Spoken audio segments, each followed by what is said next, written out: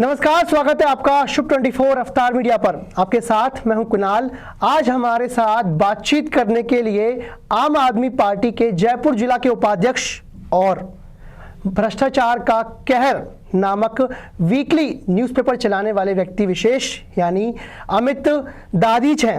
नमस्कार सर, स्वागत है आपका शुभ 24 अवतार मीडिया पर। सर, राजस्थान के चुनाव हो चुके हैं, सरकार का गठन हो चुका है जी, लेकिन सर आम आदमी पार्टी की क्या इस समय पे रणनीति चल रही है दिमाग में? एक हार की क्या मंशा रही है, हार के क्या कारण रहे हैं? आज बात इसी के सराउंडिंग करेंगे और बात करेंगे अरविंद केजरीवाल जी को जो 5वां समन पहुंचा है जी, उसके अराउंड सर आज हमारी बातें रहने वाली हैं। पहला सवाल सर, जो सरकार ने जो मंशा बनाई थी, यानी जो अरविंद केजरीवाल ने जो शुरुआत की थी कि राजस्थान में एक चुनाव आने वाले हैं, लोकसभा चुनाव भी आने वाले हैं, और लेकिन वो चुनाव से पहले ही विधानसभा चुनाव हार गए जी। इसको सर अमित दादीच कैसे देखो?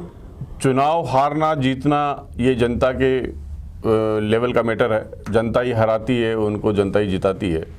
इसमें पार्टी हार गई ऐसा कुछ नहीं है। पार्टी ने अपने लेवल पे प्रयास किया है और वो प्रयास शायद हो सकता है पार्टी की तरफ से नहीं हो पाए जो एक लहर बना पाते हम। और चुनाव कोई भी जीतने के लिए लहर सबसे इम्पोर्टेंट होती है। तो आम आदमी पार्टी की तरफ से, यहाँ के कार्यकर्ताओं की तरफ से, यहाँ के कैंडिडेट्स जो भी जिन्होंने चुनाव लड़ा उनकी तरफ से कोई कमी नहीं रही है। हाँ, सेंट्रल से ही हो सकता है कि एक वो कमी थी जिसको जनता ने भी देखा है कि एक माहौल क्रिएट नहीं हो पाया जिसकी वजह से यहाँ पे हम चुनाव नहीं जीत पाए। क्योंकि अमित जी कहना कि जनता ने भी देखा है कि मुख्यमंत्री, दिल्ली के मुख्यमंत्री अरविंद केजरीवाल साहब जयपुर नहीं आए, सिर्फ सीकर से लौट गए। तो क्या वहाँ के जो उनके जो कैंडिडेट्स हैं उनमें नाराजगी रही है इस चीज़ को लेकर? देखो, उनकी कोई किसी भी कैंडिडेट से उनकी कोई नाराजगी नहीं थी, यहाँ के संगठन से उनकी कोई नाराजगी नहीं है। और सबसे मेन इम्पोर्टेंट उनके साथ में जो रहा होगा वो ये है कि उनके पास में समय का अभाव था। वो बहुत सारी चीज़ों में उलझे हुए थे। तीन स्टेट्स में चुनाव थे और सेंट्रल से भी एक उनके ऊपर, हमारी आम आदमी पार्टी के ऊपर एक ज़बरदस्त लेवल पे प्रेशर था।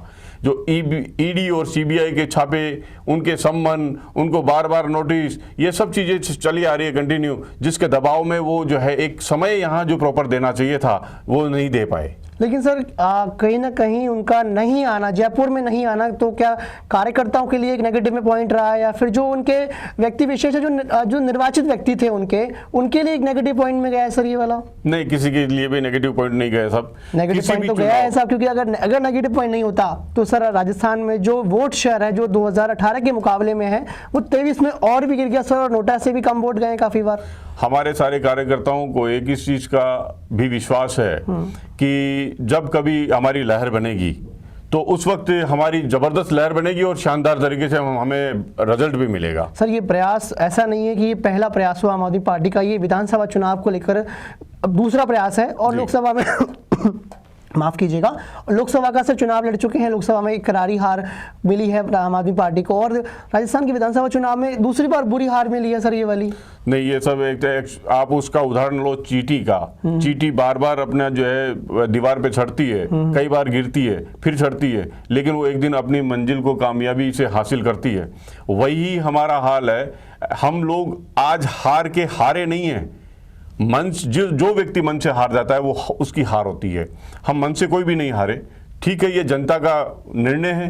जनता को माहौल अच्छा नहीं लगा, जनता को हमारा जो है एक संगठन मजबूत नहीं दिखा, उनको विश्वास नहीं था, क्योंकि हमने हमारा जो है सीटों पे 88 सीटों के ऊपर हमने चुनाव लड़ा है। शायद हो सकता है यही हम 150 या 200 सीटों पे चुनाव लड़े होते तो 100% गारंटी के साथ हम अच्छा जो है परफॉर्म कर पाते। लेकिन हमने पहले ही, हमारी पार्टी ने पहले ही इंडिकेट कर दिया कि हम हमारी सरकार नहीं बना रहे हैं।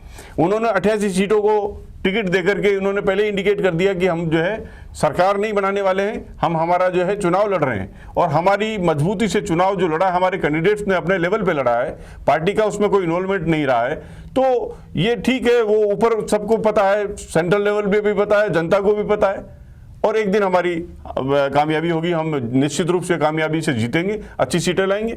लेकिन अमित जी, 88 सीटों पर चुनाव लड़ना ये क्या इंगित करता है? क्योंकि ना तो ये एक मैजिकल नंबर है, मैजिकल नंबर राजस्थान का 101 है जी, जो 100 बाद में 100 रह गया था, एक हनुमानगढ़ के जो प्रतिनिधि उनके यहाँ डेथ होने के बाद में। लेकिन सब 88 सीटों पर चुनाव लड़ना क्या इंगित करता है, क्या उनकी मंशा को दर्शाता है? देखो, कहीं ना कहीं पार्टी इसको नहीं चाहती थी कि हम जो है फुल स्ट्रेंथ के साथ में, हो सकता है पार्टी तैयार नहीं थी चुनाव लड़ने की उसमें, कि सब हम जो है पूरी स्ट्रेंथ के साथ में सारी सीटों पे चुनाव नहीं लड़ सकते।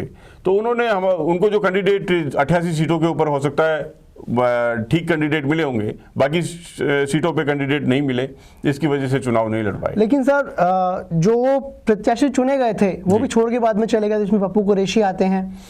देखो क्या होता है कि किसी भी पार्टी को ले लो आप, आपके पास में जो कैंडिडेट आया उसके मन में क्या चल रहा है ये आपको नहीं पता हो सकता है। वो आपका हितैषी, आपकी पार्टी का वफादार बनकर के आपके पास में आया, आपने विश्वास किया, उसको टिकट दिया, और वो आपके साथ में धोखा करके अगर चला जाता है बीच में, उसके लिए तो कौन क्या कर सकता है।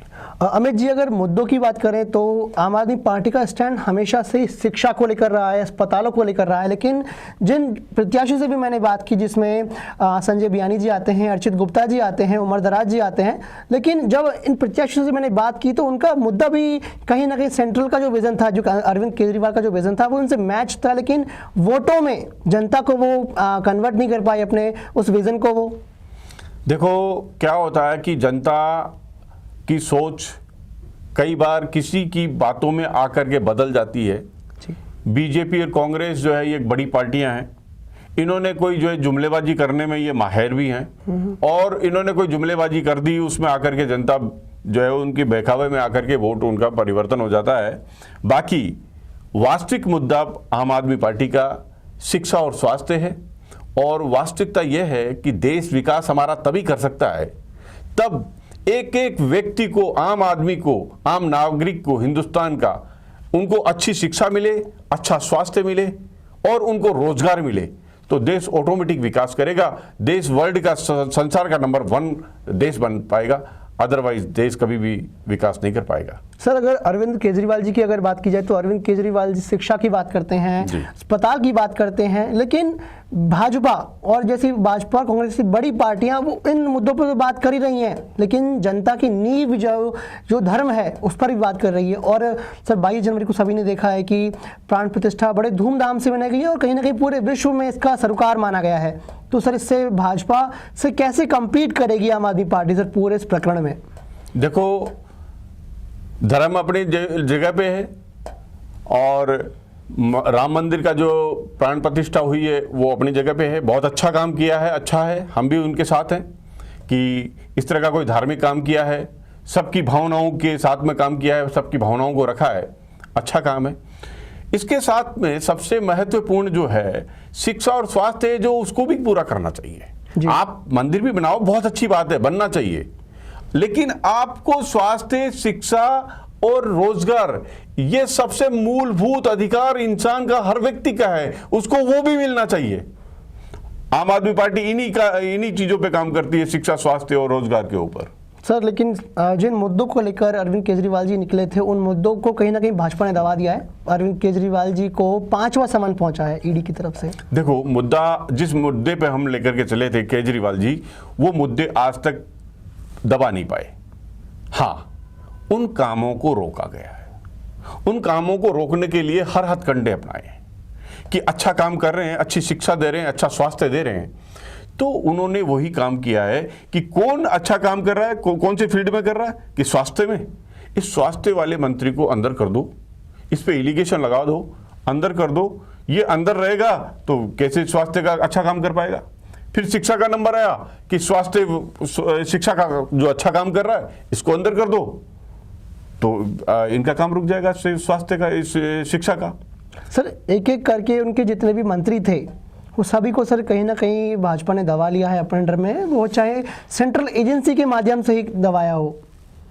एक्चुअली सेंट्रल एजेंसी सीबीआई और ईडी की जो इन्होंने कार्रवाई की है वो एक उनका दुरुपयोग कर रहे हैं, जिससे किसी भी एक ईमानदार की छवि खराब करने के लिए, उसको दबाने के लिए, प्रेशर बनाने के लिए, अपनी पार्टी में शामिल करने के लिए उनके ऊपर ये एलिगेशन लगा करके वो केस दायर करते हैं और उनको जो है जेल भेज देते हैं। जेल भेजने के बाद में जनता को क्या लगता है?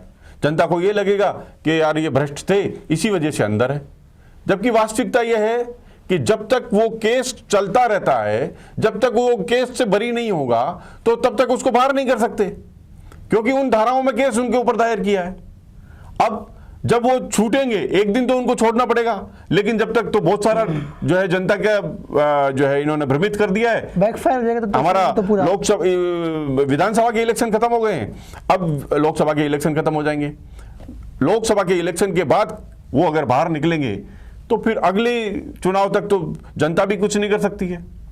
जनता के हाथ से तो निकल चुका है अपना वोट, अब वो वोट दे चुके हैं किसी को, जनता उसके बाद में उनका माइंड परिवर्तन होगा कि यार ये तो ईमानदार थे जिनको अंदर किया हुआ है, तब तक तो बहुत देर हो चुकी होगी, लेकिन अगली बार ध्यान रखेगी जनता। लेकिन इतने सालों का समय तो जनता का भी गया और इन मंत्रियों का भी गया जिन्होंने अच्छा काम किया, जो अच्छा काम और करना चाह रहे थे वो नहीं कर पाए, और जनता सफर करेगी कि जो उनका काम अच्छा हो जाता वो नहीं हुआ। सर इंडिया अलायंस की बात करें तो इंडिया अलायंस के जितने भी साथी थे कांग्रेस के, जिसमें नीतीश कुमार की पार्टी आती है, आपके अरविंद केजरीवाल जी आते हैं, उन सभी को कहीं ना कहीं एक बैक फुट पर भाजपा ने ला दिया है, क्योंकि जेडीए के माफ़ कीजिएगा नीतीश कुमार की पार्टी भाजपा में दोबारा आ गई है।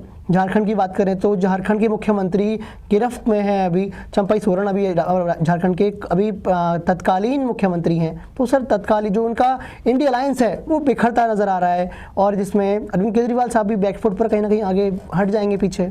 देखो अरविंद केजरीवाल जी किसी भी सूरत में बैकफुट पे नहीं हटेंगे, इस चीज़ का हमें विश्वास है। बाकी और कई पार्टियों वाले जो है बैकफुट पे हट जाएंगे इसका हम नहीं कह सकते। वास्तविकता तो ये है कि कोई भी पार्टी हो, कोई व्यक्ति हो, उस व्यक्ति पे, उस लीडर पे अगर कोई इस तरह की इलिगेशन लगा करके, धाराएं लगा करके उसको फंसा दिया जाए जी, और उस पर यह दबाव बनाया जाए कि या तो आप हमारी पार्टी में शामिल हो जाओ, जब तो आपके सारे केस रफा दफा हो जाएंगे, और अगर हमारी पार्टी में शामिल नहीं होंगे तो आप जेल जाएंगे। तो कई उस दबाव में आ जाते हैं, उनके साथ खड़े हो जाते हैं। नीतीश जी का भी यही लगता है कहीं ना कहीं वो उनके प्रेशर में आकर के, दबाव में आकर के उनके साथ में उनके समर्थन में खड़े हो गए, कि नहीं तो इनके समर्थन में नहीं खड़े होंगे तो हमारा भी यही हाल होगा जो इन बाकी नेताओं का हो रहा है, जब बाकी पार्टियों वालों का आ रहा है। इनको अंदर गया, वो भेजा, हम भी अंदर जाएंगे। तो इस तरह की जो कार्रवाई, जो रणनीति बना करके जो काम किया जा रहा है, आज ईडी और सीबीआई के मिसयूज करके उन पे प्रेशर बनाया जा रहा है, तो उससे तो कहीं ना कहीं ये परिवर्तन आएगा। सर अभी राजस्थान को लेकर क्या विजन है आम आदमी पार्टी का अभी के?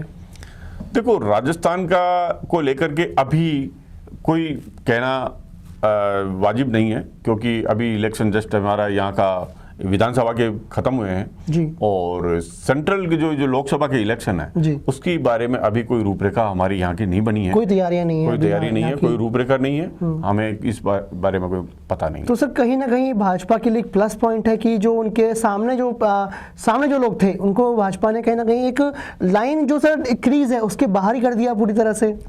देखो वो ईडी और सीबीआई के प्रेशर से, उसका मिसयूज करके कहीं न कहीं किसी को जो है उन्होंने असर तो डाला है, और हो सकता है इस वजह से कोई गठबंधन को लेकर के, हमारी पार्टी गठबंधन जो इनका बना हुआ है उसको लेकर के शायद हो सकता है लोकसभा इलेक्शन हमारा यहाँ पे नहीं लड़ा जाए हमारी पार्टी की तरफ से।